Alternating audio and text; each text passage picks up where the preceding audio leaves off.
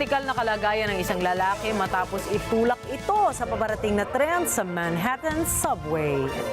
Nahuli naman kaya ng pulisya ang naturang suspect? Buong storya po ating tatalakayin maya-maya. Magandang gabi. Ako po si Rikki Mathay. Ako si Rikki Alagao Flores. Ito po ang mata ng Agila International. Para naman sa mga headlines ngayong January 1, 2025. Pangulong Ferdinand Marcos Jr. nanawagan sa lahat ng mamamayang Pilipino na magmalasakit sa isa't isa. Vice President Sara Duterte umapela sa mga Pilipino na magkaisa sa pagdating ng bagong taon. Taiwan President Lai Ching-te nais makipag-ugnayan sa Beijing. Nagsagawa ng malawakang protesta ang mga Serbian sa pagsalubong ng bagong taon. At sabay-sabay nating panoorin ang paggunita ng bagong taon sa iba't ibang landmarks sa buong mundo.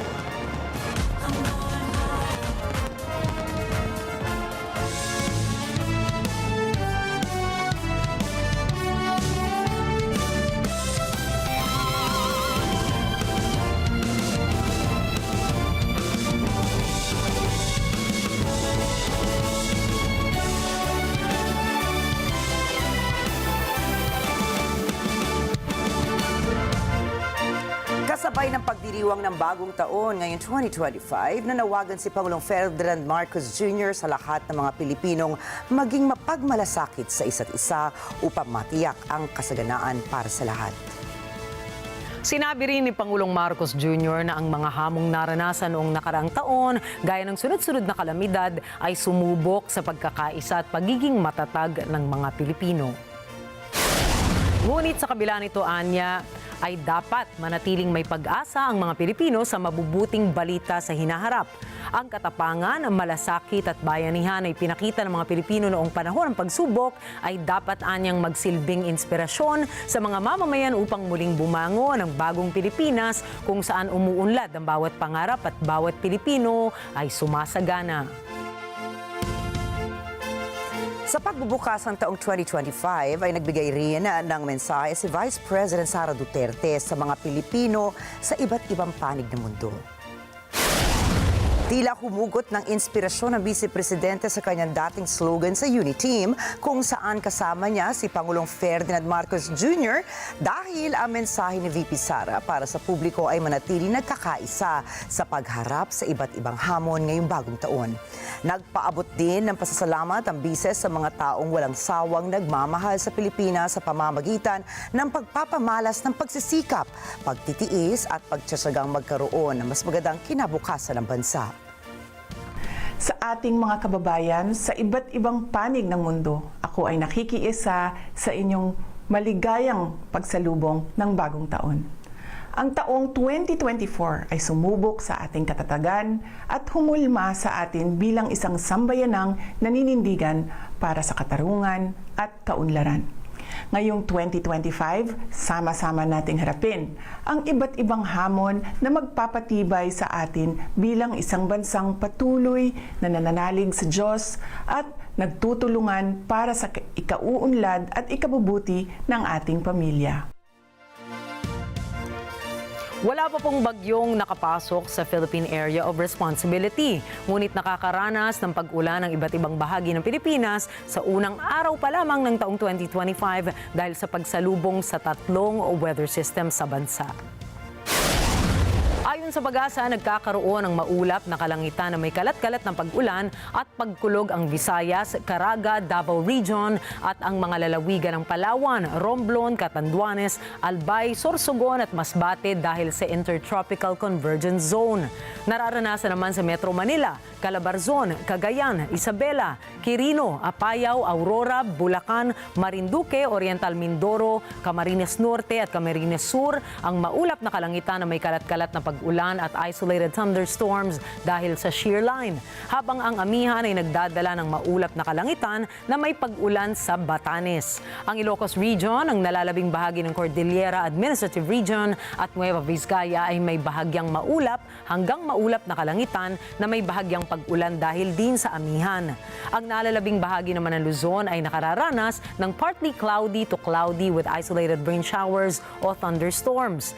Pinag-iingat din ng pag-asa ang publiko sa posibleng pagkakaroon ng flash floods o kaya'y landslides dahil sa pag-ulan. Batay po sa datos ng Swiss research firm na IQ Air ay unhealthy ang level ng Air Quality Index na Maynila ngayong pagpasok ng bagong taon dahil sa air pollution. Dahil dito, sumampa ang Maynila sa ika-22 pwesto ng mga syudad sa buong mundo na may highest air pollution. Paliwanag ng IQ Air, ang Air Quality Index na Maynila ay nasa 167 kaninang alas 12 ng tanghali, ang particulate matter 2.5 anila ang pangunahing pollutant. Ang particle na PM 2.5 ay may sukat na 2.5 micrometers in diameter o mas mababa pa rito. Sobrang liit anila nito at kaya nitong i-absorb sa bloodstream sa tuwing lumalanghap ng hangin ang isang tao. Payo ng IQ Air sa publiko ay iwasan muna mag-ehersisyo sa labas. Isarado muna ang mga bintana para maiwasan ang pagpasok ng maruming hangin na galing sa labas ng bahay. Magsuot ng mask at gumamit ng air purifier. Nagbabala naman ang Department of Environment and Natural Resources Environmental Management Bureau na ang mababang kalidad ng hangin ay banta sa kalusugan ng mga taong may respiratory diseases kagaya po ng asthma. Subalit, makatutulong anila ang pag-ulan upang ma-disperse ang air pollutants. Samantala, pumalo na sa 340 ang bilang ng mga biktima ng paputok ngayong holiday season mula sa Sentinel sites na binabantayan ng Department of Health mula pa noong December 22, 2024 hanggang kaninang alas 6 ng umaga ngayong bagong taon. Sa naturang bilang ay nadagdagan ng 141 ngayong araw, subalit mas mababa ito ng bahagya kumpara sa naitala noong taong 2024. Nasa 239 naman sa mga biktima ay 19 na taong gulang pababa hanggang 101 naman ang 20 taong gulang pataas, 299 dito ay kalalakihan habang 41 naman ay mga kababaihan. Karaniwang sanhi ng natamong injury ng mga biktima ay dahil sa mga iligal na paputok katulad ng boga, 5-star at piccolo at watusi. Ayon sa DOH, ang pangunahing injury na natamo ng mga biktima ng paputok ay mga eye injuries, pagkaputol sa bahagi ng katawan at sunog sa balat. Kumpiyansa sa Executive Secretary Lucas Bersamin na walang haharaping legal challenges ang 6.326 trillion pesos 2025 national budget na nilagdaan na ni Pangulong Ferdinand Marcos Jr. Subalit, niliwanag din ni Bersamin na hindi pipigilan ng Malacanang kung magkakaroon man ng mga paghamon sa kasalukuyang budget. May mensahe rin ng opisyal para sa mga nagsasabing unconstitutional ang budget ng Pilipinas. Wala anyang pagkakataon para maging unconstitutional ang naipasang budget dahil ito anya ay interplay sa pagitan ng Kongreso at ng Ehekutibo. We are confident but we cannot prevent. If there will be challenges that will be mounted by any quarter, who might still find this present budget as approved worthy of the challenge. But that is something that we cannot prevent. But I am confident that we worked very hard on this and that our efforts will be validated by any kind of lack of challenge.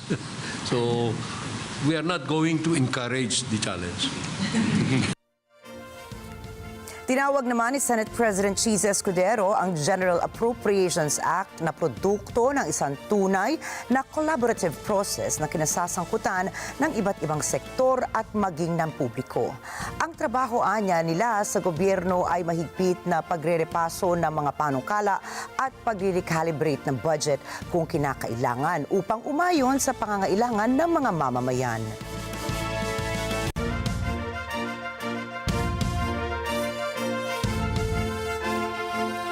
Dadalo po si Philippine Ambassador to the United States Jose Manuel Romualdez sa inaugurasyon ni US President-elect Donald Trump sa Washington, D.C. sa January 20. Kinumpirma yan mismo ni Romualdez at sinabi niyang imbitado rin sa nasabing event ang mga envoy ng iba't ibang bansa. Binanggit din ng opisyal na walang head of state na imbitado sa inaugurasyon ni Trump dahil tanging mga ambassadors anya ang imbitado sa Washington event. Samantala, nagkaroon ng pagkakataon si Romualdez na personal na batiin si Trump sa isang golf club event sa Florida. Sinabi nitong siya ay looking forward na muli makatrabaho ang Trump administration. Susunod, Taiwanese President Lai Ching-te nais magkaroon ng ugnayan sa Beijing. Chinese President Xi Jinping nanindigan ukol sa China reunification. At acting South Korean President Choi Sang-mok nanawagan para sa pagkakaisa sa pagdating ng bagong taon. At ang mga balita pong yan at iba pa sa pagbabalik na Mata ng Agila International.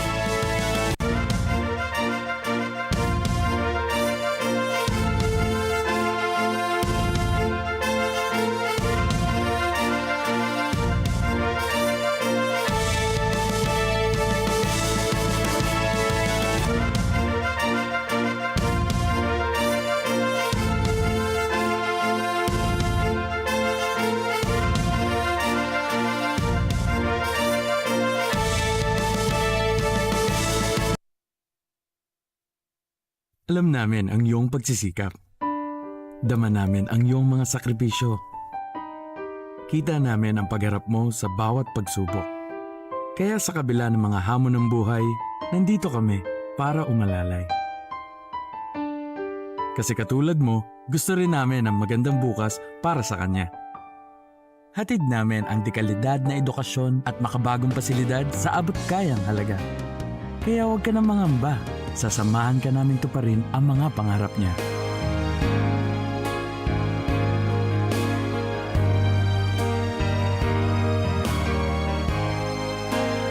Maaasahan mong sulit dito ang mga pinagsikapan mo. Sa aming mga makabagong pasilidad at sistema ng edukasyon. Mailalabas natin ang aking talino at mga kakayahan niya. Kahit sa munting halaga, makakasiguro ka na makakasabay siya sa mabilis na pag-ikot ng mundo. Sa new era, karamay mo kami sa bawat hamon. Kaagapay mo kami sa bawat hakbang. Kasama mo kami sa bawat ngiti at tagumpay.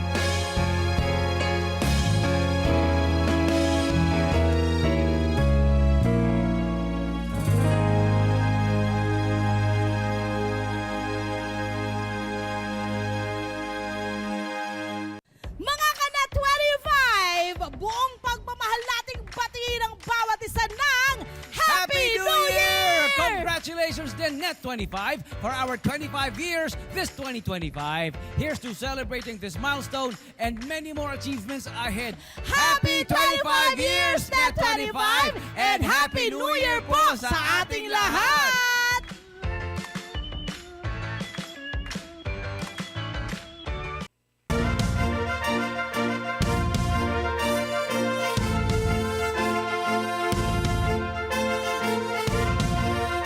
Sinabi ni Taiwan President Lai Ching-te na bukas siya na magkaroon ng makabuluhang pakikipag-ugnayan sa pagitan ng Taiwan at Beijing.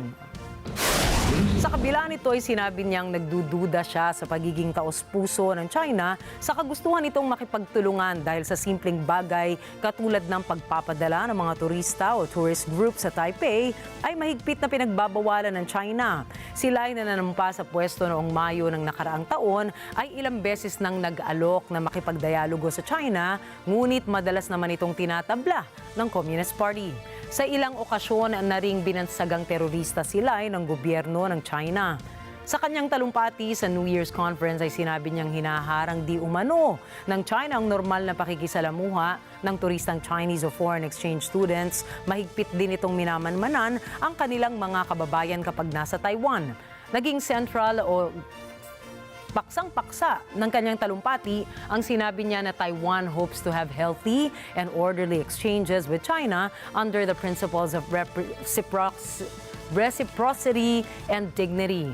Bilang panapos ay inudyok pa niya ang media na tanungin ng China kung bakit malayang nakakapaglakbay ang kanilang mga mamamayan sa mga bansang kagaya ng Estados Unidos at Japan, ngunit pilit na kinokontrol nila ang tao nila pagdating naman sa Taiwan.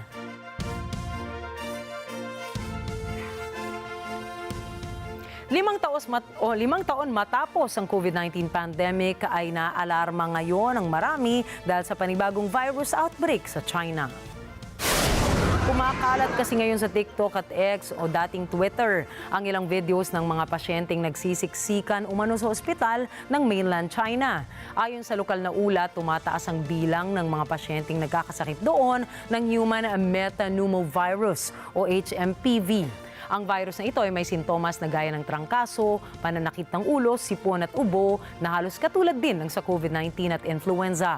At sakaling hindi agad maagapan ng doktor ang kondisyon ng isang pasyenteng may HMPV na nahihirapang huminga, ay posibleng magkaroon din ng bronchitis o pneumonia ang isang may sakit. Bukod sa HMPV, tumataas din ang bilang ng rhinovirus cases sa mainland China at sa mga hilagang probinsya nito, nangangamba tuloy ang marami dahil wala pang available na vaccines o bakuna para sa HMPV at rhinovirus. Dahil rito, nag-set up na ang Diseases Control Authority ng China ng isang monitoring system upang subaybayan ang sakit na tinawag nilang pneumonia of unknown origin.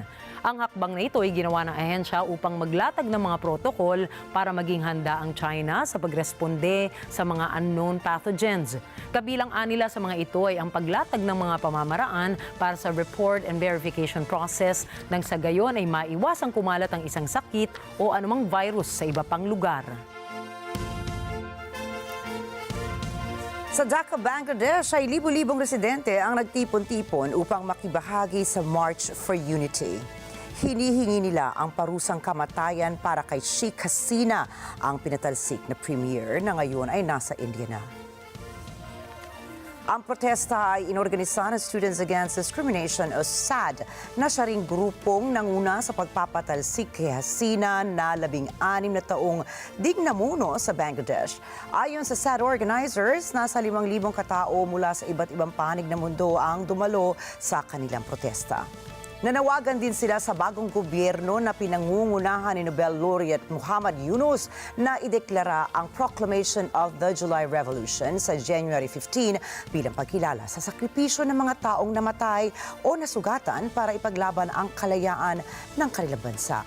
2,000 ang namatay habang 50,000 katao naman ang nasugatan sa July Revolution. Karamihan sa mga biktima ay mga estudyante. Nag-ugat ang pagpapatalsik kay Hasina sa kontrobersyal na public service quota.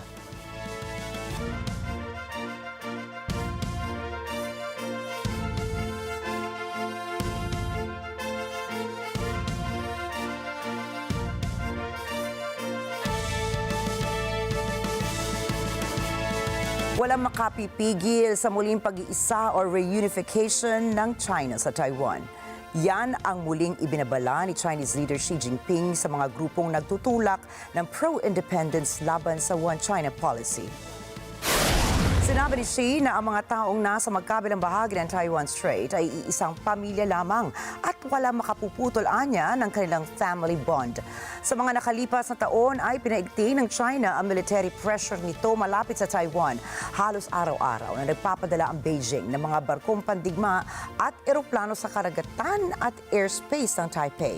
Ayon sa Taipei, ang military activities ng China sa paligid ng isla ay isang pagsisikap upang inormalize ang presensya ng military ng China sa Taiwan.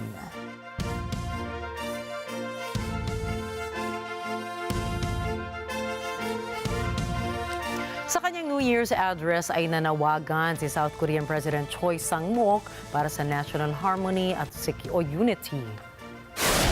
Umapela din ito sa mga mamamayan ng South Korea na nais niyang maibalik ang pagtitiwala ng mga tao sa kanilang gobyerno matapos ang bigong pagdeklara ng martial law ni impeached President Yoon Suk-yeol na nagresulta naman sa malawakang pagprotesta at pagpapatalsik sa iba't ibang opisyal nito.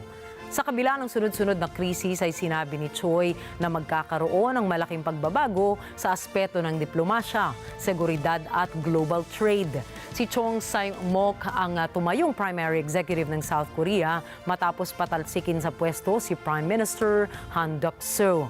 Sa ngayon ay siyang tumatayong acting president, acting prime minister, deputy prime minister for economic affairs at finance minister. Dagdag pa rito ang pangunguna sa disaster control team na nag-iimbestiga sa pagsabog ng Jeju Air Flight 2216. Sa pagtatapos ng kanyang talumpati ay nangako si Choi na makikipag-ugnayan ito at kukonsultahin ng magkabilang partido ng kanilang gobyerno, pati na rin ang mga mahalagang personalidad sa kanilang komunidad. Pinatitiyak ni South Korean Acting President Choi Sang-mok ang pagpapatupad ng emergency safety inspection sa lahat ng airline operations. Isang araw makaraang masawi ang 179 na katao sa nangyaring Jeju plane crash. Hinimok ni Choi na magsagawa ng mahigpit at masusing inspeksyon sa lahat ng operasyon ng airline sa kanilang bansa. Giit nito, bawat buhay na nawala ay ipinagluluksa ng buong South Korea, kaya giit niyang hindi na dapat maulit pa ang nasabing trahedya at maiwasan na ito sa hinaharap na panahon. Una rito ang pagsabog ng Jeju airplane sa Muan International Airport na ikinasawi ng lahat ng pasahero habang nakaligtas lamang ang 2 crew members ng nasabing eroplano. Nagbigay na rin ng public apology ang airline bosses sa ginanap na press conference kasunod ng malagim na trahedya. Nagsagawa naman ang Russia ng New Year drone strike sa capital city ng Ukraine na Kyiv. 2 katao ang patay at 6 na tao ang naitalang sugatan sa naturang drone strike at nagdulot naman ito ng pagkasira ng mga gusali sa 2 malalaking distrito ng syudad. Ayon naman sa alkalde ng Kyiv na si Vitaly Klitschko, nagsimula ang drone attack ng Russia sa pagpalit ng taon at nagpatuloy ito hanggang umaga. Sa ulat ng militar ng Kyiv, napigilan nila ang 63 sa 111 na drones na ipinadala ng Russia sa iba't ibang rehiyon ng bansa magdamag. 46 dito ay nakuha nila dahil sa electronic jamming equipment. Naglabas naman ng pahayag si Ukraine Deputy Prime Minister Yulia Sirdivenko kung saan sinabi niya, "This is yet another reminder to the world that Russian aggression knows no holidays or days off." Kinaumagahan pagkatapos ng pag-atake ng Russia.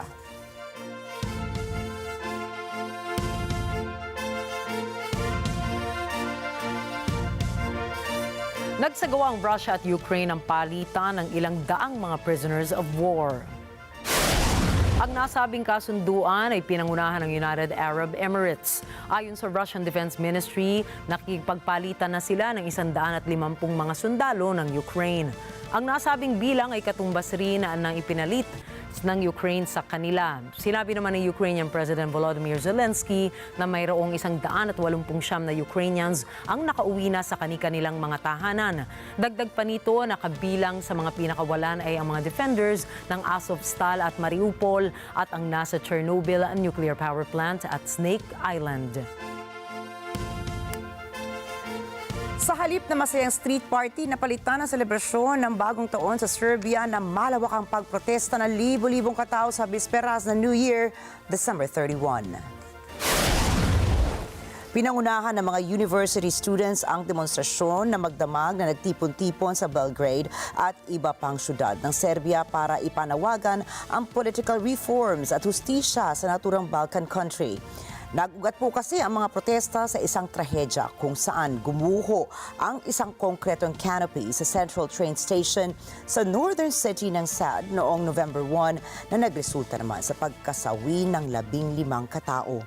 Iniuugnay ang trahedya sa korupsyon at substandard construction practices ng gobyerno ng Serbia na humantong sa malawakang demands para sa pananagutan sa naturang insidente. Inorganisa ng mga estudyante mula sa iba't ibang mga universidad sa Belgrade ang protesta sa ilalim ng slogan na "There is no new year. You still owe us for the old one."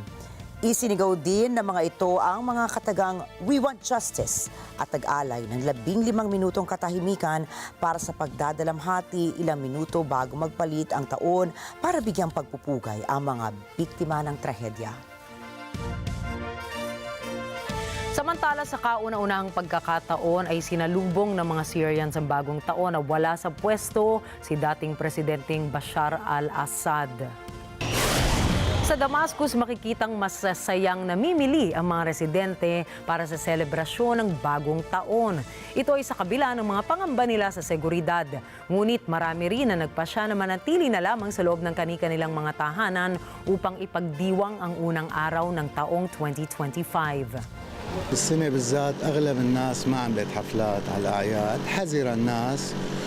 الموضوع الاقتصادي، موضوع الخدمي شوي، والأمور والناس حذرة. يعني أغلب الناس قاعدة ببيوتها، معيدة ببيوتها مع أهلها. أغلب الناس ما بتخيل إنه حدا رح يطلع لبرا يعني. بما إنه لسه شوي الأوضاع معنا مستقرة، الحمد لله في أمان، في عم ينشروا الأمان شباب المنطقة، الهيئة، بس يعني لسه في شوية خوف. عنا شوية خوف، لسه يمكن كنا مقموعين بالخوف، معودين على هذا الخوف، بقى لسه شوي ما طلع مننا. لهيك شو رح تعملي؟ قاعدين بالبيت وسهراني، بس ما في شيء. بنحب اجواء البيت، بتحس العيد باجواء البيت افضل واحسن، في محبه اكثر، بنجتمع كلياتنا على طاوله واحده. هلا الاوضاع ان شاء الله تكون احسن السنوات الجايه، عم متفائلين الشعب السوري ان شاء الله هيك تكون سنه خير عليه، وتكون السنه الجايه افضل بكثير من هالسنه يعني، متاملين الخير ان شاء الله. Sa kalsada ay alertong nagpapatrolya ang grupong Hayat Tahrir al-Sham o HTS. Ito rin ang grupong lumusob sa Damascus noong December 8 para patalsikin sa pwesto si Assad. Dumanas ang Bangladesh ang 13 civil wars at ilang dekadang pamumuno ng pamilya ni Assad.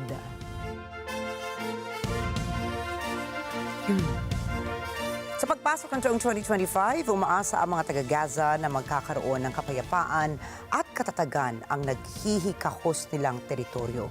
Subalit wala nilang katiyakan kung may dalang pagbabago ang bagong taon para sa kanila. Ito ay dahil sa hanggang sa ngayon ay walang malinaw na usapin ukol sa ceasefire. Sa Khan Yunis, nakahilera ang maraming tents o makeshift houses. Karamihan sa mga bahay-bahayang ito ay gula-gulanit na dahil ilang buwan na rin ginagamit.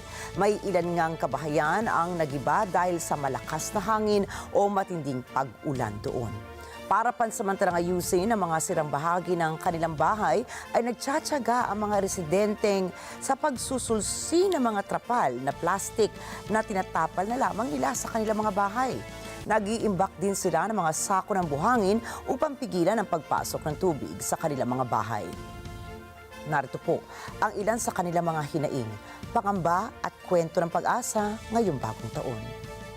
إحنا هنا عايشين في وضع سقعة وجوع وعطش وقلة ملابس وقلة حرامات وقلة فراش، والشتاء فوقينا طول الليل وهو الشوادر بتدلف دلف، ما حدش معترف فينا. احنا عشنا السنة اللي فات كنا في رفح، كنا أول إشي في بيت لاهية، من بيت لاهية جينا على رفح، من رفح جينا على خان يونس، ولسه مش عارفين إيش مصيرنا لوين بده يتنقل. العام اللي راح علينا راح بمأساة وصعب، واحنا بنتمنى العام الجديد اللي يجي علينا يعني انه هذا الاشي في علم الغيب، بين الساعة وأخرى ما بيعرفش الواحد ايش بده يقدر إلنا ايش بده يصير، بس احنا بنتمنى انه تخلص هذه الحرب ونرجع على بيوتنا في امان وسلام ونتلاقى بحبايبنا. يعني كنا كل عام سنة جديدة نلتم مع اهالينا، مع امهاتنا، مع خواتنا، نعمل حلويات، لكن هذا فيش منه هالبيت. لقيت السنة الجديدة اللي بدها تيجي علينا بخير وسلام، معقول تصير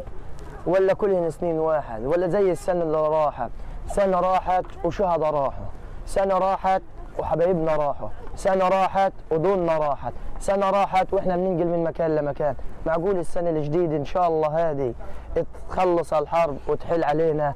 معقول السنة الجديدة هذه تتحقق أمنيات الشعب ونروع على بيوتنا؟ راح عام وهي بلشنا في عام جديد، وإن شاء الله إحنا نتمنى إنه نصير زينا زي أي واحد في العالم، في بلاد العالم، انه احنا نتمنى انه احنا نعيش زيهم، واطفالنا بتمنوا انه نعيشوا زيهم. احنا بنطالب نعيش، احنا بنطالب نعيش وبس، احنا بس بدنا نعيش، لانه ما ضلش حاجه نبكي عليها. احنا بس بنطالب انه احنا بدنا نعيش وخلص. Sa kasalukuyan, may mahigit 45 Palestinians na ang namamatay dahil sa giyera ng Israel at Hamas. Ang nasabing giyera ay nagsimula noong atakihin ng Hamas ang southern Israel kung saan may 1,200 katao ang namatay habang 251 naman ang binihag. Na-hack ang US Treasury System at ayon sa ilang opisyal ng Estados Unidos, ang mga hackers na ito ay suportado ng China. Batay sa investigasyon, nagkaroon ng access sa mga hackers sa ilang unclassified documents. Nakapasok rin nila ang mga ito sa workstations ng US Treasury employees. Itinuturing ng Treasury Department ang hacking na isang malaking insidente at nakikipagtulungan na ang ahensya sa Federal Bureau of Investigation para alamin kung gaano ba kalawak ang nangyaring hacking. Itinanggi naman ng China na may kinalaman sila sa nasabing hacking at walaan nilang batayan ng Estados Unidos dahil tutol ang Beijing sa anumang uri ng hacking. Also rejected any responsibility for the hack. Susunod, iba't ibang bansa nagpailaw sa engranding fireworks display para sa bagong taon. Buong isla ng Puerto Rico sinalubong ang bagong taon sa dilim. At alamin kung sino-sinong British celebrities ang napasama sa King's New Year's Honors List. Yan at iba pang mga bagong balita sa pagbabalik ng Mata ng Agila International.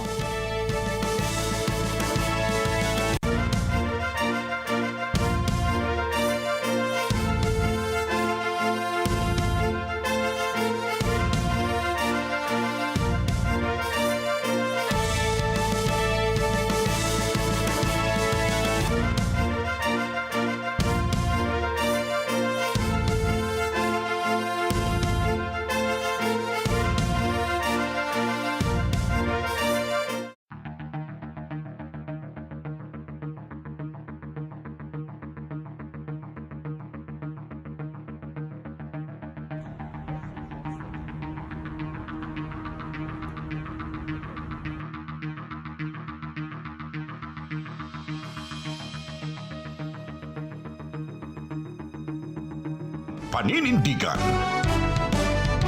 matapang sa pagresponde, matapat sa paglilingkod, patikang tagapagbalita, mata natin sa balitaan. Alex Santos, kasama gabi-gabi sa Mata ng Agila Primetime. Ang mga maiinit na balita at rumaratsyad ang usapan ng bayan, ihahatid namin sa 100%! 100% ang pagbabalita! 100% talakayan! Lunes hanggang Biyernes! Alas 5 hanggang alas 7 ng umaga! Live na live sa Radyo Agila 1062 Mega Manila! At sa Net 25! 100%! Sa Net 25, let's get together. Sa Net 25.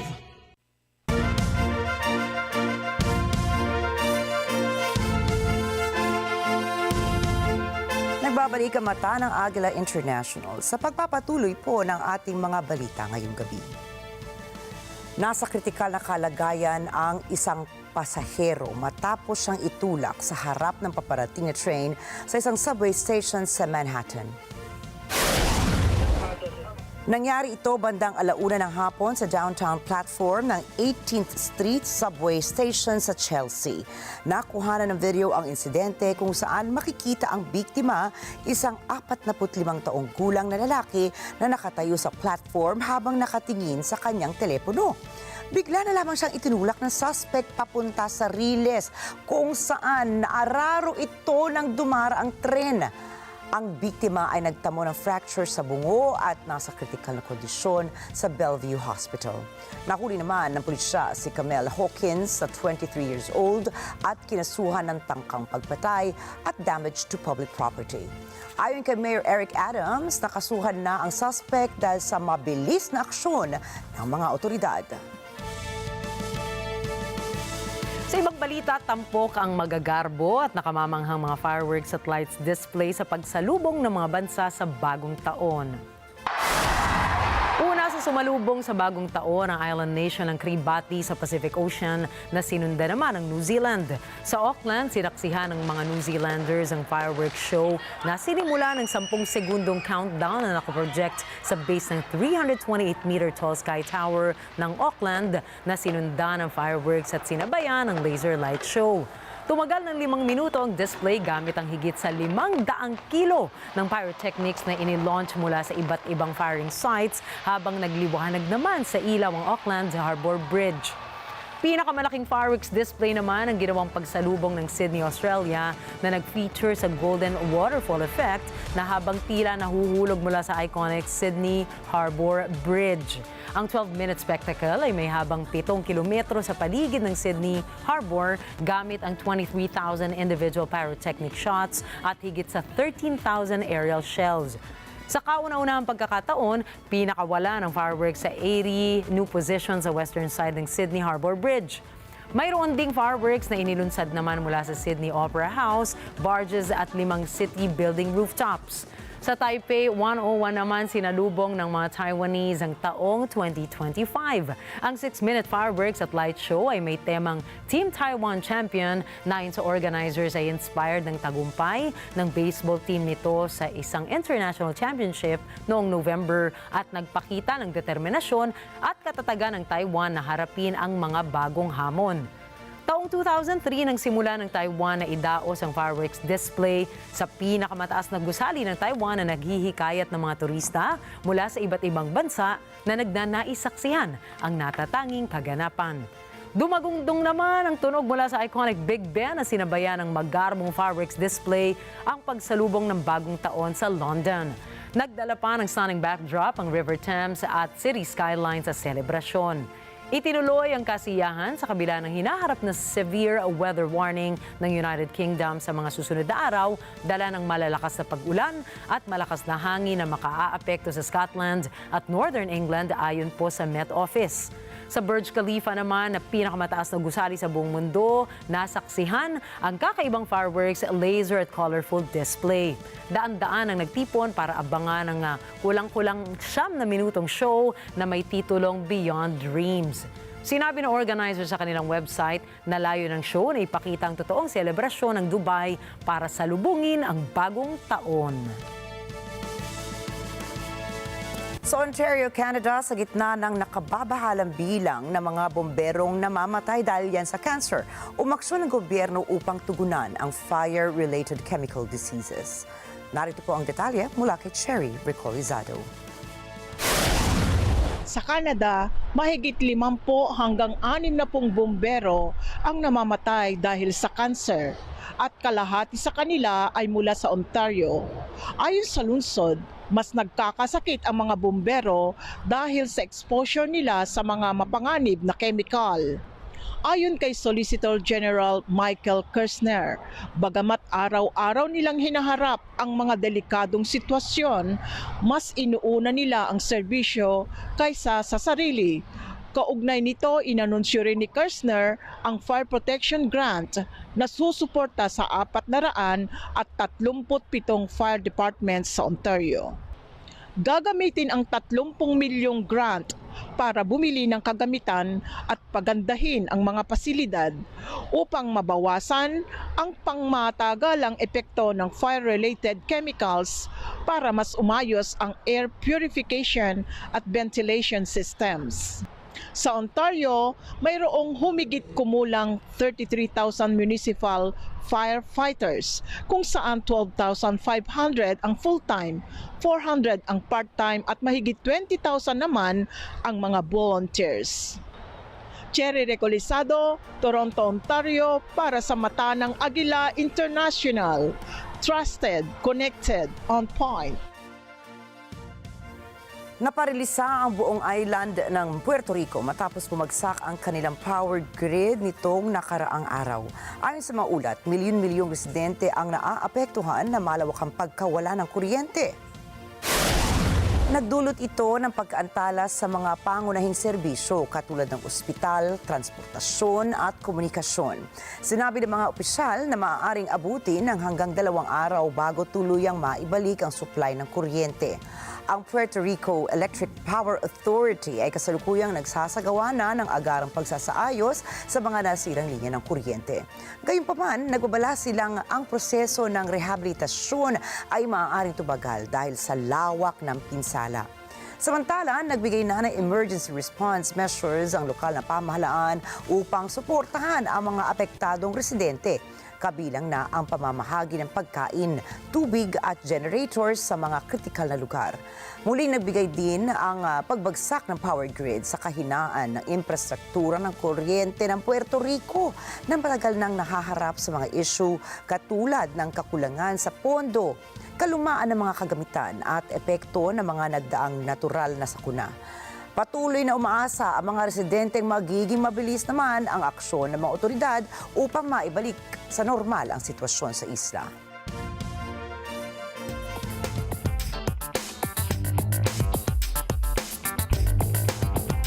Ipinatupad ng gobyerno ng Mexico ang mga bagong regulasyon sa mga taripa na layong protektahan ang mga lokal na negosyo laban sa matinding kompetisyon mula sa mga dayuhang kumpanya. Ayon sa mga opisyal, ang mga sikat na e-commerce platforms kagaya na lamang ng Syrian at Temu ay maaaring maapektuhan ng mga bagong regulasyong ito. Ipinatupad ang taripa upang tugunan ang mga ulat ng undervaluation ng mga produkto na ini-import sa bansa na nagbibigay naman ng hindi patas na kalamangan sa mga dayuhang kumpanya kumpara sa mga lokal na produksyon. Ayon sa pahayag ng gobyerno, ang hakbang na ito ay bahagi ng kanilang mas malawak na layunin na suportahan ang domestic industries at pataasin ang koleksyon ng buwis mula sa online retail sector. Maaaring magresulta ang bagong taripa sa pagtaas ng presyo ng mga produkto na ibinebenta sa mga e-commerce platforms kagaya na nga ng nabanggit, Syrian at Temu na kasalukuyang kilala sa kanilang abot-kayang presyo. Posible rin itong magdulot ng pagkaantala sa pagdating ng mga produkto dahil sa mas mahigpit na pagsusuri sa customs.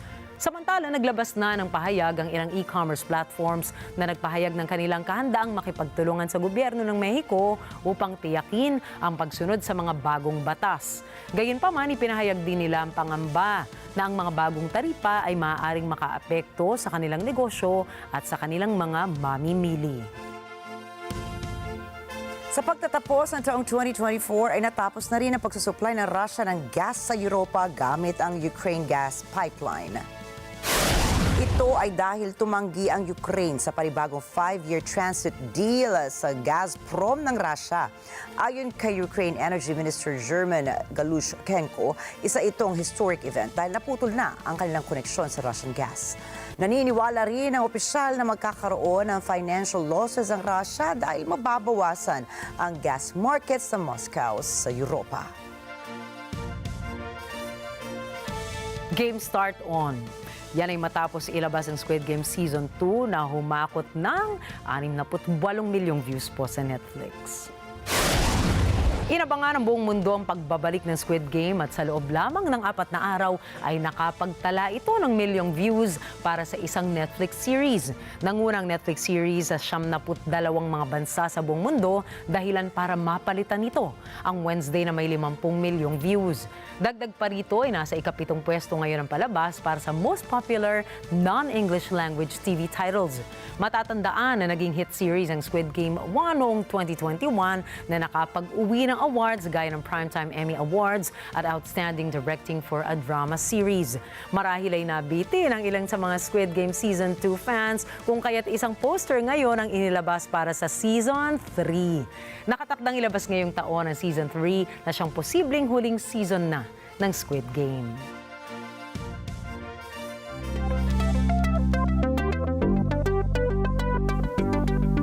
Bago Bago naman matapos ang taong ito ay matagumpay na naglunsad ng isang space docking experiment ang Indian Space Research Organization o ISRO. Ipinagmalaki ni Chief S. Sumanat na naipwesto ng tama ng kanilang rocket system ang dalawang satellite sa space. Bawat satellite ay tumitibang niya ng 220 kilograms at gagamitin ito ng ISRO sa pagpapatayo ng Bharatiya Antarctic Station, ang orbital space station ng India. Ang India po ang ika-4 na bansa na nakapagsagawa ng in-orbit satellite docking kasunod ng Russia, Estados Unidos at ng China. Ibang klaseng Happy New Year message po ito dahil galing pa mismo sa kalawakan. Sa pamamagitan ng isang video message ay binati ng 3 Chinese space crew ang publiko ng isang maligayang bagong taon. Masaya ring ibinalita ng Shenzhou 19 crew members na nagsagawa sila ng mga eksperimento sa Tiangong Space Station at nakumpleto nila ang unang extravehicular activity ng China sa kalawakan. Nangako rin sila na gagawa sila ng mga bagong kontribusyon para sa space power ng China. Mananatili ang 3 Chinese sa Tiangong Station para sa kanilang 6-month mission.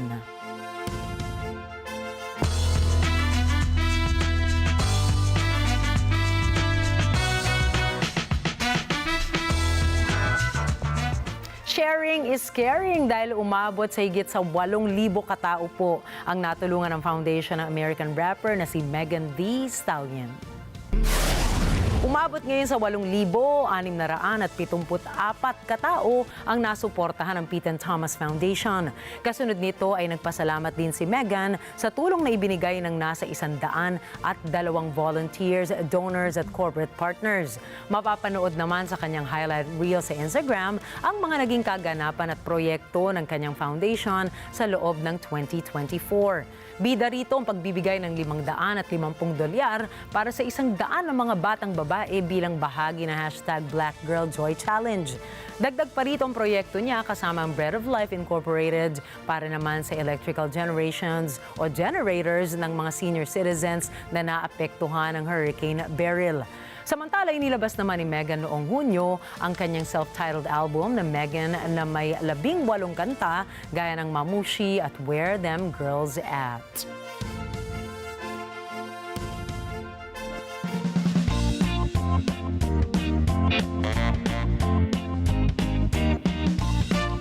Kilala sa kanilang high-energy choreography, kasaling muli ang Kyoto Tachibana High School Green Band sa Marching Band o Marching Band Showcase. Ito ay bago sila makibahagi sa annual Rose Parade sa Pasadena, California. Narito po ang report mula kina Eva at Alan Basayahe.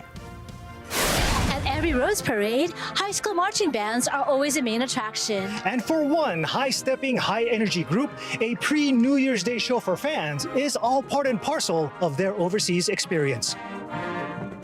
私は多分練習では結構厳しくて、ただ I'm very strict coach, so it's not easy.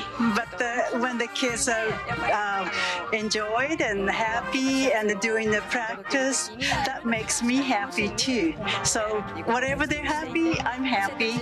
But I want it to be mainly as I wanted to be as a people to share, for enjoy the music and then give happiness. That's my motto. As a Japanese performance and also as an audience, it's totally different. They were very quiet, but here, as a people, so cheer and energetic and happy, showing the the performers are very make happy. So I think she and also student was learn how to perform and stuff. So that was a really helpful to come over for the learn and also performing to show that there's performance. 私が中学生の時に、コロナウイルス When I was a junior high, during the pandemic, and I couldn't do anything for the performing, and then her mom was showed the Tachibana's performance, and she was kind of introduced to her for the join at the Kyoto Tachibana. That was a starting. First time when I heard about the 5.5 miles, that was so scared, and I don't know I can make it or not. But I think it's a really good experience, and I think because this is the first time and last time, and so we can do.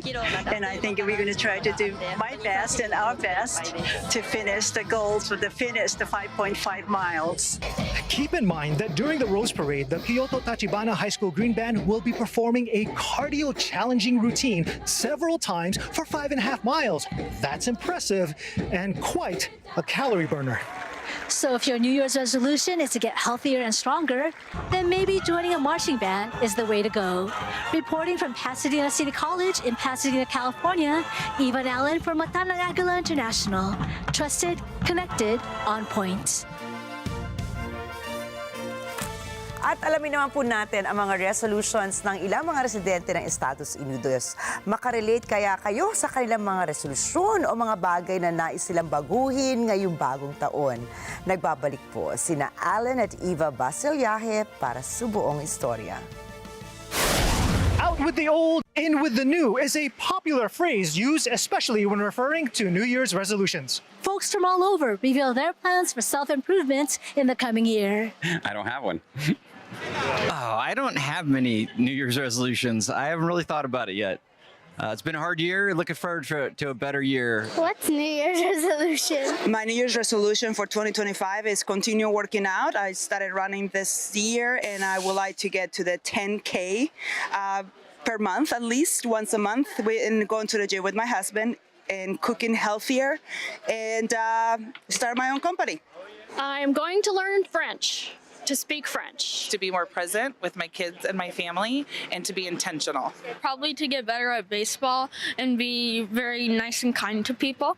To try to meditate at least 3 times a week, and I hope I can keep that resolution because I have not been very good at my resolutions before. So we're moving to Asheville, North Carolina, so I want to meet a lot of groups and join groups and making a lot of new friends. Improving on getting straight A's, and I want to see if New Year's has a lot of pools and if we could go in for free. To get straight A's and to make the JV soccer team for my school. My New Year's resolution is to shut off some pounds and probably spend more time with the family. After speaking with several people, the typical resolution to be healthier or lose weight was routinely given. So, instead of out with the old, in with the new, perhaps a more accurate saying would be out with the old, in with the familiar, which is a perfectly acceptable motto too.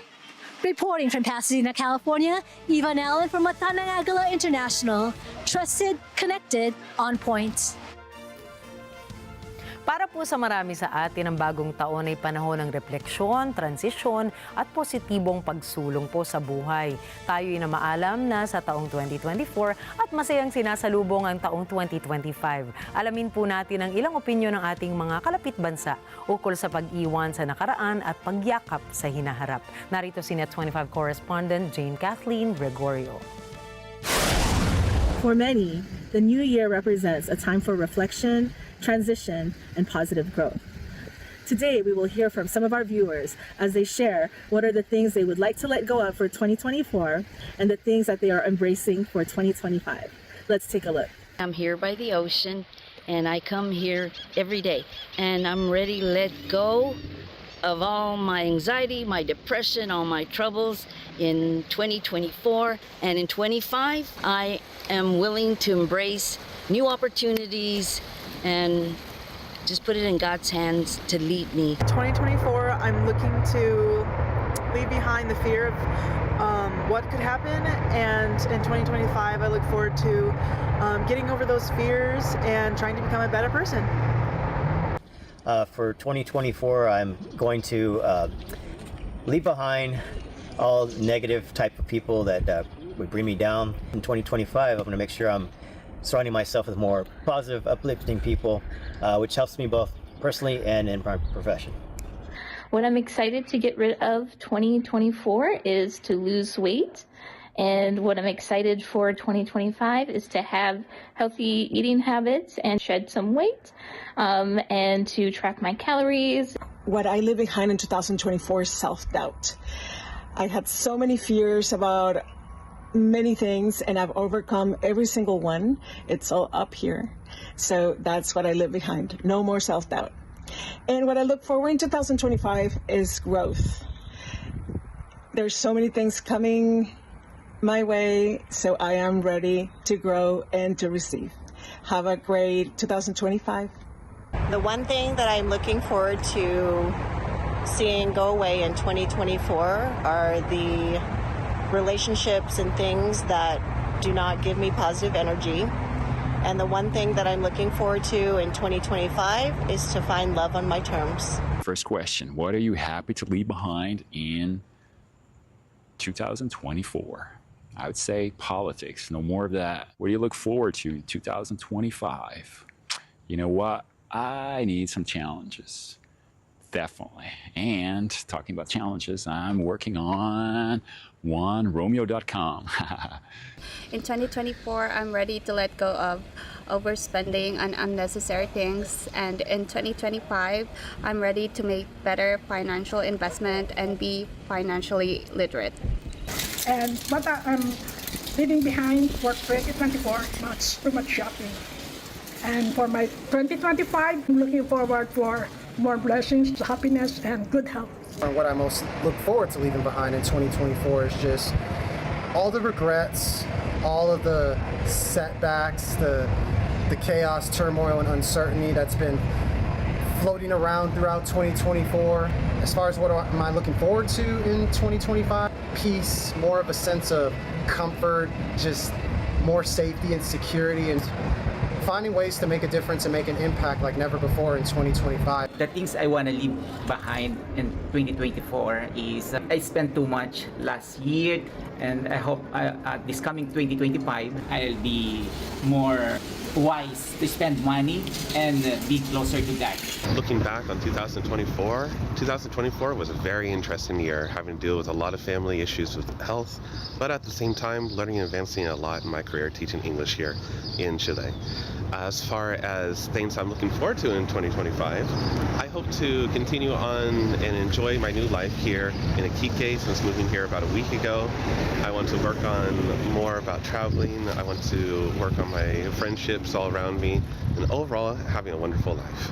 What I want to leave behind of 2024 is the past. I believe the bitterness, hatred, and unforgiveness are in the hearts because we attach the past to our present. What I'm looking for 2025 is to see the good thing on everything and everyone, live with a positive mind, and live every day as if it was the last one. Thank you.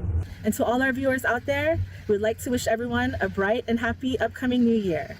Jane Kathleen Gregorio, Mata ng Agila International. Trusted, connected, on point. Man, o ikaw ba, Rikki? Ano yung mga bagay noong 2024? Ayan na. Sa spotlight kita kasi ganda-ganda ng outfit Ikaw mo. din. Natin. Parang tayo, nagkatugma ulit tayo, because also it's the first day of the year. So, syempre, we want to usher in all the wonderful things that 2025 has to offer every one of us, no? Shimmery, shiny. And splendid. Ganon. Diba? Dahil New Year, parang naalala ko tuloy yung fireworks display sa Philippine Arena. Parang diba ang bongga? Tayo yung fireworks ngayon. Totoo. Hindi man tayo nakapunta. Nandito tayo. Diba? Talagang ito na nga. Ito na yung ito mga na po yung ambag sumisimbolo namin sa fireworks. So ano nga mga bagay ng 2024 ang gusto mong iwan na doon at huwag nang bitbitin dito sa taong 2025? Ano ba? Naku, talaga Nina, parang I was just so grateful for 2024 because no matter what, syempre hindi naman perfect ang life. Lahat tayo may mga challenges tayo, whether it's big or small. But for me, the challenges kasi parang they help me grow as a person as well. Kahit gaano kaliit lang yan, di ba? So parang I'm embracing 2024. I'm thanking 2024 for the growth. And for 2025, siguro ang gusto ko talaga is a really deeper and stronger connection with the Lord. Ayan, kasi He's always been there for all of us, diba? Through trials and tribulations and through the happiness also that we get. We actually get our happiness through His grace. So this 2025, I want to just be more grateful and more thankful for the blessings. And what I'm looking forward to is for all my loved ones na magkaroon din ng blessings. At kasama po kayo sa mga loved ones Yes naman. Ako siguro, I want to take better care of myself kasi nga 'di ba may kasabihan tayo na you cannot pour from an empty cup. So if you want to be there for other people, especially family members, Yes, syempre, oo. number one priority natin 'yan. Syempre kailangan manatili po tayong malusog sa mga pangangatawan natin. Otherwise, kapag nagkakasakit tayo, then we are there less for the people that we care about. So, yun, take better care of myself so I can take better care of others. Ay, Ako pa, pwedeng pang commercial Ay, yan. pwede bang pag-commercial? Malay mo. Di ba, malay mo? Hindi Di ba, natin masasabi. Si Ka Irma Yeah. din, parang excited siyang Meron i-share ang kanyang Mamaya mga may reflections. balitaktakan Ayan, yes, of course. Naka-gold din po ang ating mahusay na floor director ngayong gabi. Golden Heart. Ayan, tama. Nako, happy New Year po. Salamat po sa inyong pagsama sa amin sa nakalipas na isang taon. At excited po kami lahat dito sa mata ng Agila International na makasama kayo muli sa susunod na taon. At ngayong taon, syempre, kaya naman, Happy New Year, everybody. At tandaan, mula Lunes hanggang Biyernes, narito kami para maghatid ng balita saan mang dako na mundo. Muli ako po, si Rikki Mathay. Ako si Rikki Alagao Flores na bumabati rin po ng isang masigabong bagong taon po sa inyong lahat. Nagpapasalamat ako sa nagdaang taon na kasama namin po kayo gabi-gabi. Ito po ang mata ng Agila International. Para naman po sa iba't iba pang balita na nangyari rin sa iba't ibang panig naman ng mundo, punta po tayo kay Alma Angeles para sa mata ng Agila World News. Take it away, Alma.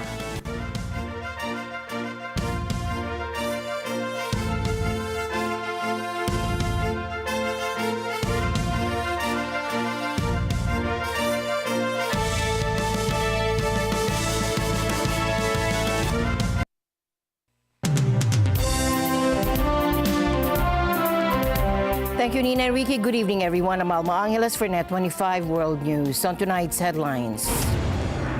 And breaking news just coming into our newsroom. Overnight, a tragic incident unfolded on Bourbon Street in New Orleans' iconic French Quarter. Police and emergency respondents remain on site with caution tape cordoning off parts of the area. The Iglesia ni Cristo's Care for Humanity project extends its global reach. The Lingap sa Mamamayan Aid for Humanity project reaches Tenali, India, providing essential support to communities in need as global impact continues through the Iglesia ni Cristo's humanitarian project worldwide. And the world kicked off 2025 with amazing New Year celebrations. 3, 2, 1, here we go! And the news starts now.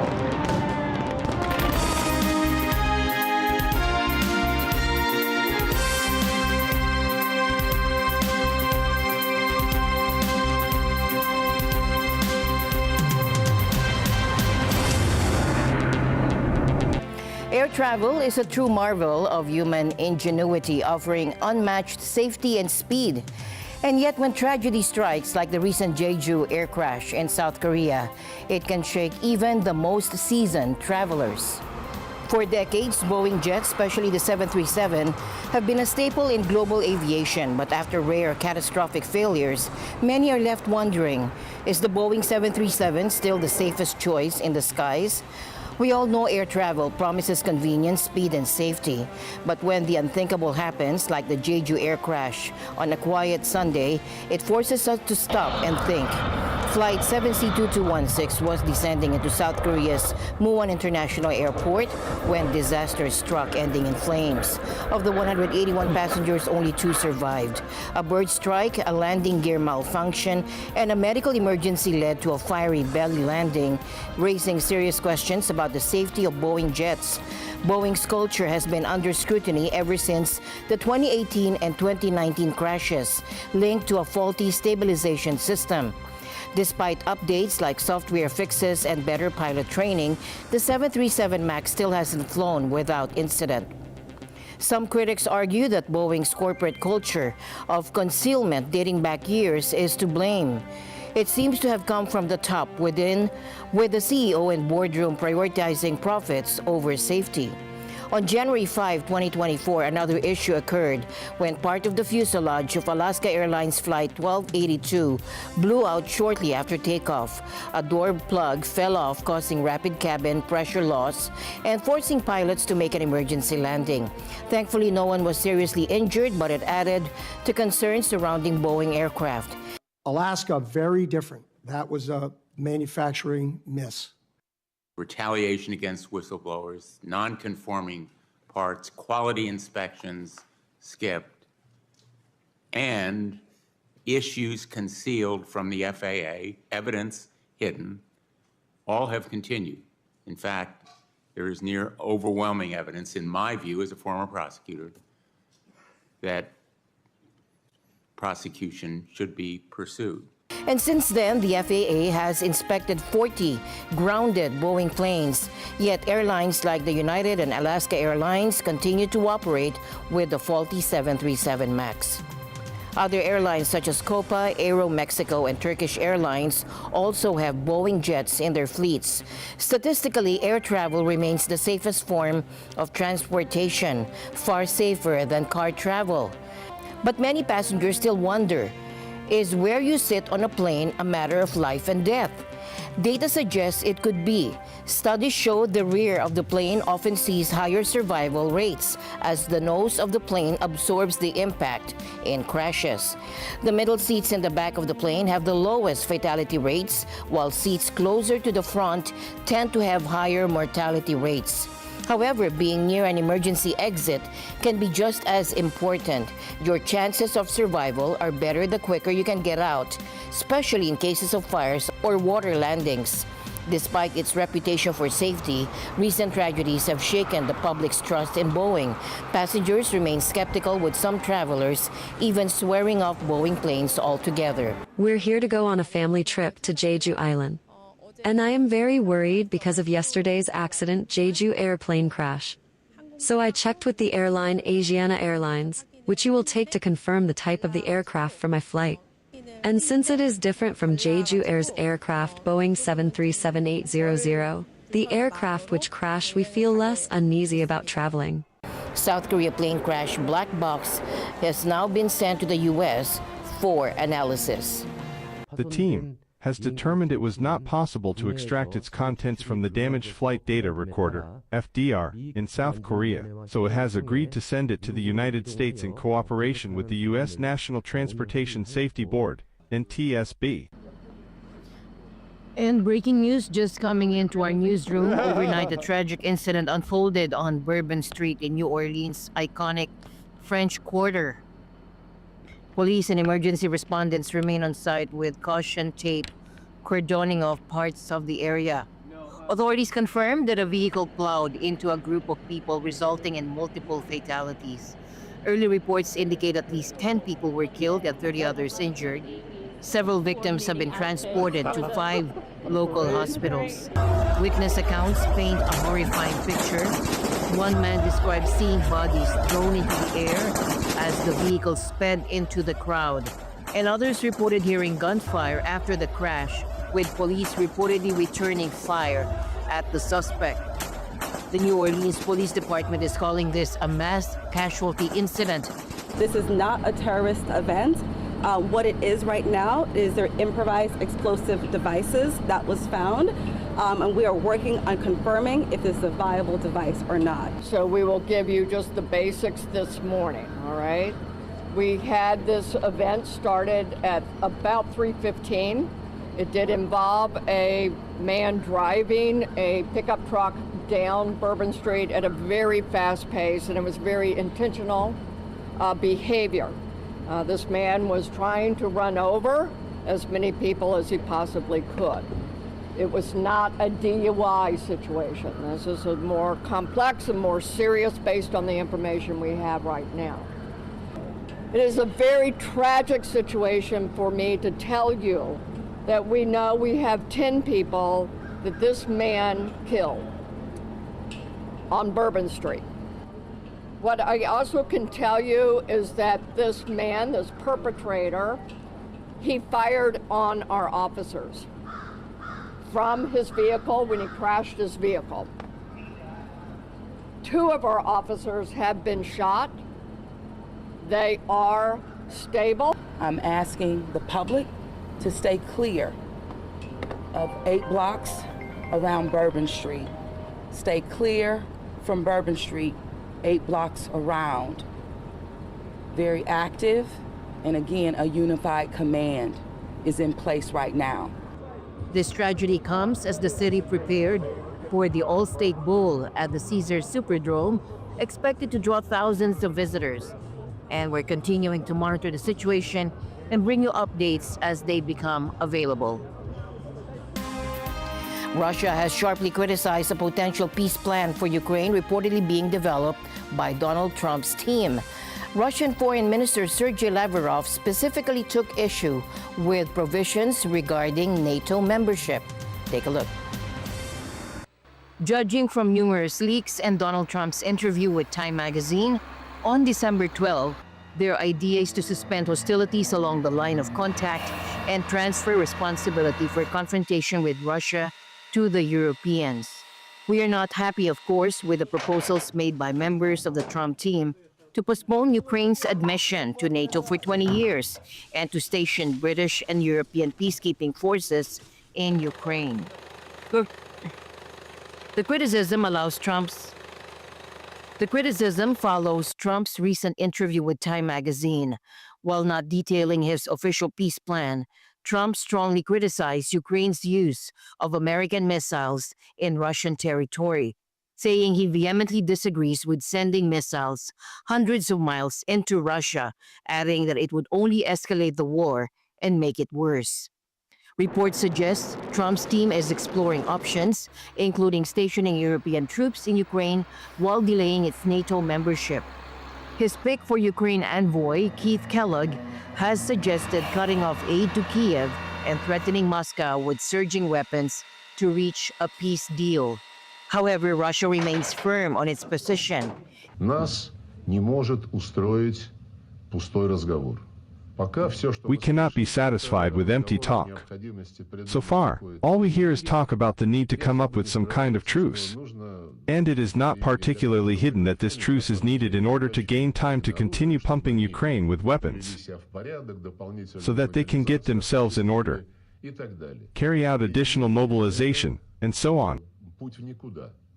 A truce is a road to nowhere. We need final legal agreements that will fix all the conditions for ensuring the security of the Russian Federation and, of course, the legitimate security interests of our neighbors, but in a context that will secure the impossibility of violating these agreements in an internationally legal manner. Невозможность нарушения этих договоренностей. If any of the Western leaders want to resume contacts, I have always said, and I want to say it again, we have nothing against it. As you wish, let us resume contacts and hold discussions. While recent reports suggest Vladimir Putin is open to discussing a Ukraine ceasefire with Donald Trump, the Russian leader remains unwavering. No territorial concessions, and Ukraine must drop its NATO ambitions. I also have a very good relationship, as you know, with President Putin, and I think if we win, I think we're going to get it resolved very quickly. The question now is whether Trump's promised day one solution can overcome these significant hurdles. Ukraine entered 2025 with its landmark Independence Square, known as Maidan, remaining empty due to ongoing wartime curfews. The historic square, traditionally a hub of New Year celebrations, has been under restrictions since Russia's full-scale invasion began in February 2022. In his New Year's address, Ukrainian President Volodymyr Zelensky spoke of the steadfast UN-Ukraine alliance with the Motherland Monument illuminated in Ukraine's national colors as backdrop. I have no doubt that the new American president wants and will be able to bring peace and end Russian President Vladimir Putin's aggression. He understands that the former is impossible without the latter, because this is not a street brawl where the two sides need to be pacified. This is a full-scale aggression by a deranged state against a civilized one, and I believe that, together with the United States, we are capable of the strength to force Russia into a just peace. Meanwhile, in Moscow, Russian President Vladimir Putin delivered his New Year's address from the Kremlin, offering broad statements about Russia's future without specific mentions of Ukraine or economic plans. Yes, we still have a lot to do, but we can be rightly proud of what has already been done. This is our common heritage, a solid foundation for further development. Our country, independent, free and strong, has been able to respond to the most difficult challenges. And now, on the threshold of the new year, we are thinking about the future. We are sure that everything will be fine. We will go only forward. We know for sure that the absolute value for us is and will be the fate of Russia and the well-being of its citizens. Now, Ukraine is set to become one of the first countries to introduce direct-to-cell satellite connectivity thanks to a new partnership between Kyivstar and Elon Musk's Starlink. Take a look. A phone signal beamed directly from space to smartphones is expected to arrive in Ukraine. The country's leading mobile operator, Kyivstar, has signed an agreement with Elon Musk's Starlink to introduce direct-to-cell satellite connectivity. The news was announced by Kyivstar's parent company VEON on Monday. Direct-to-cell services are connected to satellites equipped with modems that function like a cell phone tower. The service with messaging functionality should be operational in the fourth quarter of 2025, the telecoms group said. It will reportedly expand voice and data services at a later date. Financial details of the agreement have not been disclosed. SpaceX-owned Starlink already provides critical internet to war-torn Ukraine and its military. The satellite broadband firm has struck deals with local providers for direct-to-cell services in the US and 7 other countries, including Japan and New Zealand. Ukraine will be one of the first countries in the world with direct-to-cell connectivity, and the first conflict zone where Starlink will roll out this technology, its website says. Russia has ramped up its efforts to jam signals between Starlink satellites and ground terminals in Ukraine for 2 years. The agreement comes as Musk, Starlink's owner, grows more engaged with the incoming Trump administration in the US and its Ukraine strategy. And tonight, we examine how artificial intelligence is reshaping warfare in the Middle East, following Hamas's October 7th attack that claimed more than 1,400 lives. Israel's military response has highlighted its growing reliance on AI technology. Over the past decade, Israel has transformed its intelligence operations into what's now called an AI factory. At its core is a system called Habsorah, Hebrew for the gospel, which processes vast amounts of data to identify potential targets. The Israeli Defense Forces defended this technology shift, stating, "The more ability you have to compile pieces of information effectively, the more accurate the process is. If anything, these tools have minimized collateral damage and raised the accuracy of the human-led process." But some former Israeli military personnel are raising red flags. In fact, one critic posed this question: "It took the Intelligence Directorate years to achieve a bank of those kinds of targets. But what happens if you trained AI to imitate the work of the targeting officer?" Blaise Mistel, Vice President for Policy at the Jewish Institute for National Security of America, observed Israel's confidence in their surveillance capabilities, saying, "They really did believe with all the sensors they had all around and above Gaza, I won't say total informational awareness, but they had a very good picture of what was happening inside." The conflict took a dramatic turn in November when the International Criminal Court issued arrest warrants for Israeli Prime Minister Benjamin Netanyahu and former Defense Minister Yoav Gallant for alleged war crimes in Gaza.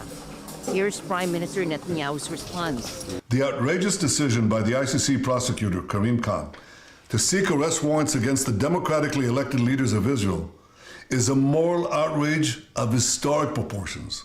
As this technology continues to shape modern warfare, questions remain about the role of artificial intelligence in military operations and whether machines should ever make life or death decisions traditionally left to human judgment.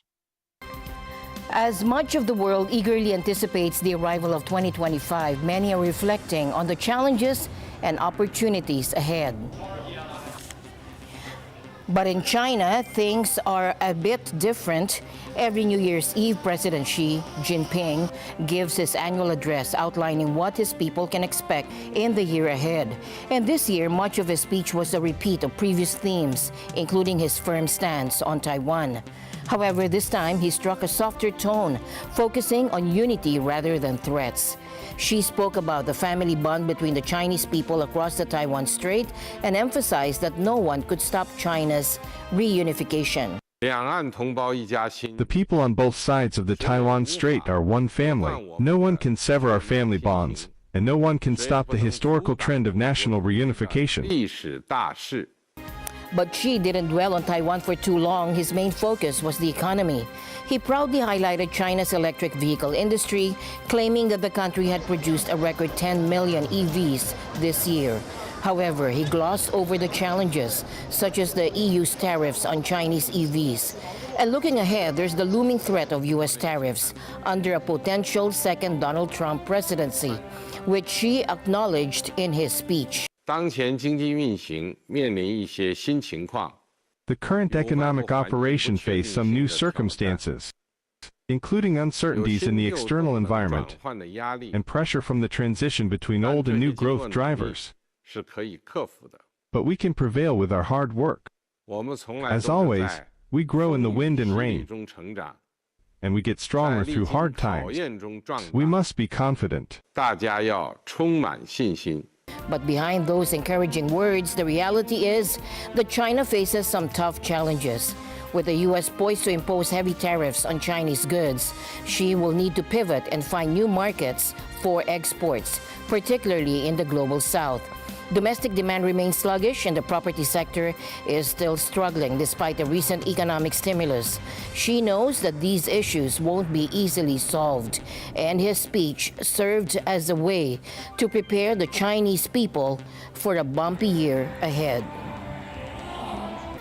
Meanwhile, Taiwan's President Lai Ching-te spoke today, expressing his openness to equal, respectful, and healthy exchanges with China. However, he questioned whether Beijing truly shared that goodwill, citing their restrictions on things as simple as tourism. But I still want to stress this. Taiwan hopes to have healthy and orderly exchanges with China under the principles of reciprocity and dignity.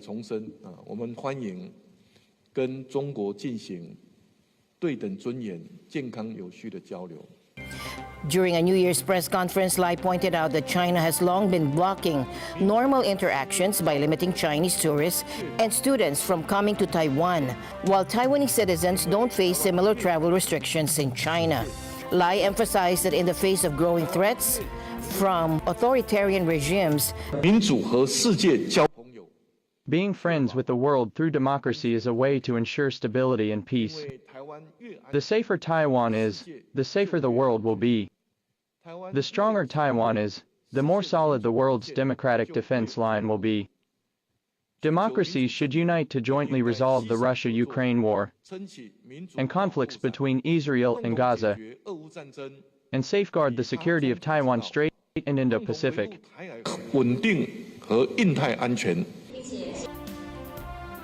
Famous for their high-energy choreography, the Kyoto Takibana High School Green Band takes part in a marching band showcase ahead of their appearance at the annual Rose Parade.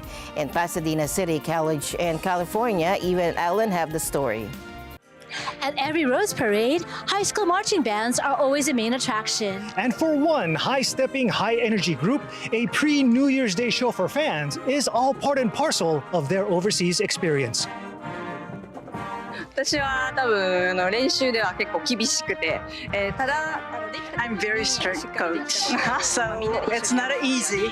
But when the kids are enjoyed and happy and doing the practice, that makes me happy too. So whatever they're happy, I'm happy. But I want it to be mainly as I wanted to be as a people to share, for enjoy the music and then give happiness. That's my motto. It's a Japanese performance, and also as an audience, it's a totally totally different. They were very quiet, but here, as a people, so cheer and energetic and happy, showing the performers are very mega happy. So I think she and also student was learn how to perform and stuff. So that was a really helpful to come over for the learn and also performing to show their performance. 私が中学生の時に、コロナウイルス When I was a junior high, during the pandemic, and I couldn't do anything but the performing, and her mom was showed the Tachibana's performance, and she was kind of introduced to her for the join the Kyoto Tachibana. That was a starting. First time when I heard about the 5.5 miles, that was so scared, and I don't know I can make it or not. But I think it's a really good experience, and I think this is the first time and last time is that we can do, and I think we're going to try to do my best and our best to finish the goals for the 5.5 miles. Keep in mind that during the Rose Parade, the Kyoto Tachibana High School Green Band will be performing a cardio-challenging routine several times for 5.5 miles. That's impressive and quite a calorie burner. So if your New Year's resolution is to get healthier and stronger, then maybe joining a marching band is the way to go. Reporting from Pasadena City College in Pasadena, California, Yvonne Allen for Net 25 World News. And the news continues here on Net 25. We'll be right back. Mga ka-Net 25, sabay-sabay natin batiin ang bawat isa ng isang Happy New Year! Congratulations din sa Net 25 for our 25th year this 2025. Here's to celebrating this milestone and more achievements ahead. We are together this 2025! Happy 25 years, Net 25! And Happy New Year po sa aming lahat!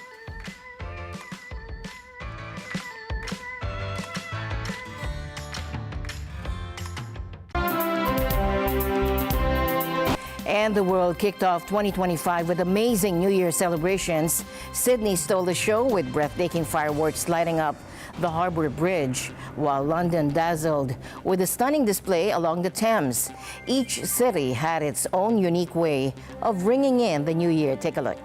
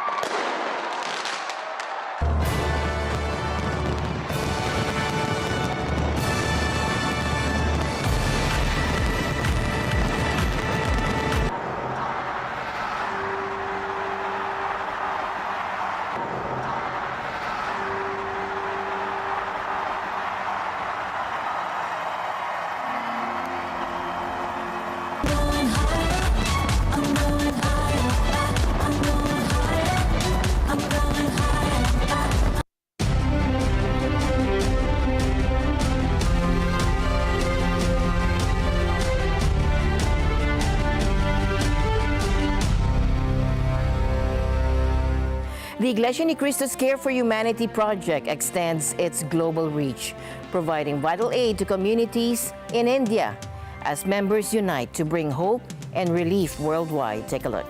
The Lingap sa Mamamayan Aid for Humanity project reaches Tenali, India, providing essential support to communities in need as global impact continues through the Iglesia ni Cristo's humanitarian project worldwide. The Iglesia ni Cristo Church of Christ, or INC, recently concluded another successful round of its Aid for Humanity project, reaching Tenali, India, with the distribution of food packs. This global initiative, led by the Iglesia ni Cristo, aims to uplift underserved populations around the world through coordinated relief efforts that address both immediate needs and long-term community wellness. The project provided food packages to hundreds of individuals. INC members joined together in distributing the goods, focusing on challenged families and individuals to ensure the resources reached those who needed them most. The Aid for Humanity project reflects the church's commitment to supporting global communities to address poverty challenges. This initiative of the church has reached countless communities across Asia, the Middle East, North America, and Africa, addressing both natural disaster relief and economic hardships. కార్యక్రమాలు జరుగుతున్నందుకు చాలా మాకు సంతోషంగా ఉంది. ఈ వెడ్వాల మీనాల గారు చాలా థ్యాంక్స్. ఇలాంటి కార్యక్రమాలు ఇంకెన్నో జరగాలని మేము ఆశిస్తున్నాం. ఈ సంఘంలో కూడా ఇంకా అనేక మంది నడవాలని మేము చాలా కోరుకుంటున్నాం. ఇలాంటి కార్యక్రమాలు నిర్వహిస్తున్న బ్రదర్ ఎడ్వర్డ్ వి మెనాలో గారికి మా కృతజ్ఞతలు. I'm feeling so happy to be a part of this wonderful activity. I'm feeling so blessed to be an active member inside the Iglesia ni Cristo. Especially, we would like to say thank you to our church administration and most especially to our beloved brother Eduardo V. Menalo. Kami po ay nagpapasalamat sa aming pong tagapamahalang pangkalatan, ang kapatid na Eduardo V. Menalo, sa paglulunsad ng Care for Humanity para po sa mga kapatid po natin at kababayan dito po sa bansang India. Maraming salamat po, Kang Eduardo V. Manalo. Through this project, the Iglesia ni Cristo Church of Christ has shown its dedication to promote a culture of compassion and service, emphasizing unity and support across borders and communities. As INC continues its Aid for Humanity project globally, members look forward to further initiatives that bring hope and support to people in need around the world. From Bahrain, Victor Sanchez for Net 25 World News. And with that, we end tonight's broadcast. For everyone here on Net 25, I'm Alma Angeles. Thank you all for joining us. Happy New Year. Good night.